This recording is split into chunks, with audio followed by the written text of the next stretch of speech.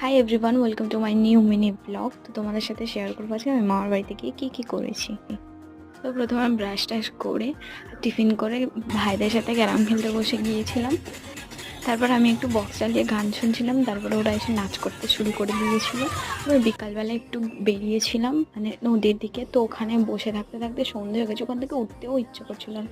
তারপর একটু গিয়েছিলাম চা খেতে, আমি আর আমার পার্টনার, একটা বন্ধু। তো তারপর ওখান থেকে বাড়ি ফিরে দেখলাম যে দিদা রান্না বান্না করতে।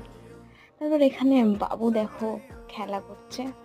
তো এটা হচ্ছে আসার দিনের ক্লিপ, খুব মজা করেছিলাম ওখানে, খুব মজা করেছিলাম। আর এই যে ক্লিপগুলো সেগুলো হচ্ছে একদিনের নয়, এটা ক্লিপ নিয়েছিলাম একটু একটু করে, তো অ্যাড করে একটা ভিডিও আপলোড করছি।